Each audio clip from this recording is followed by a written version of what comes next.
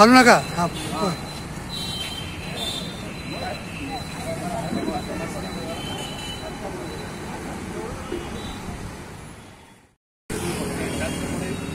आपल्याला बराच आहे आणि आता तुम्ही म्हणून दाखवलं की समान नागरी कायदा आणि इतरही काही अजून कायदे व्हायला पाहिजे ते पण पुढच्या काळामध्ये नक्की होतील.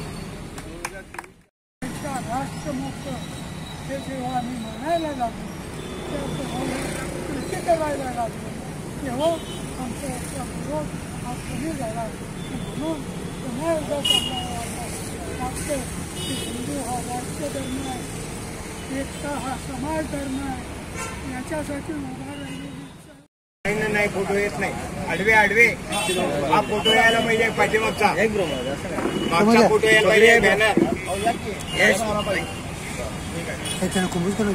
कुंभकर साहेब या की नारायणराव समोर बघा, समोर बघा पप्पा.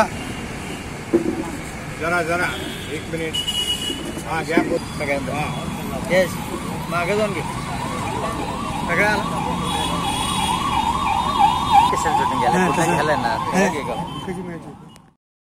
सामाजिक संघटना यांनी आपल्या या कार्यक्रमाची शाखा उद्घाटनाची निमंत्रण द्यायची आणि हिंदुस्थानी कार्यकर्ते त्या ठिकाणी जायचे आणि हिंदुस्थाला एक बैठक मिळाली होती. 40 वर्ष ज्या वेळेला झाली, आज माझ्या स्वागत कमानीला 40 वर्ष झालेली आहेत. या पहिल्या वर्षापासून स्वागत कमान आणि हिंदुस्थाच्या नावाने काम झालेलं आहे. ते आज अखेर होते. आता या 2 वर्षात कोरोनावर आपण ते केले पाहिजे. त्यामध्ये शिवाजीराव ठोंबरे आता आपल्यात नाही आहे. प्रकाश भोळे आपले, रामसिंग सावरी, माऊसकर आपले कराटे, आपले इथे खरेकर आहेत, प्रकाश चव्हाण आहेत, जाधव आहेत, जाधव आहेत, हे सांगतो ना. म्हणजे मला ही नावं आठवत आहेत. जन्म घेतला आणि पुन्हा एकदा या महाराष्ट्रामध्ये हिंदूंची संस्कृती जतन करणारे, हिंदूला संघटित करणारे आणि संपूर्ण महाराष्ट्र नव्हे तर दिल्लीपर्यंत हा भगवा पटवण्याचं काम छत्रपतींनी त्यावेळेला केलं. आणि 350 वर्षानंतर पुन्हा एकदा योगायोगाला की प्राचार्य शिवाजीराव भोसले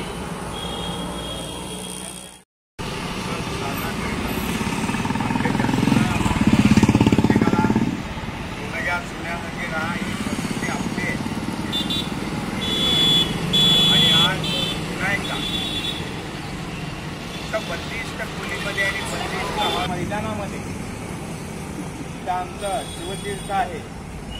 याच ठिकाणी आपण हा कार्यक्रम या ठिकाणी आज घेतोय. आमदार साहेब बरोबर 12:30 वाजता येणार आहे.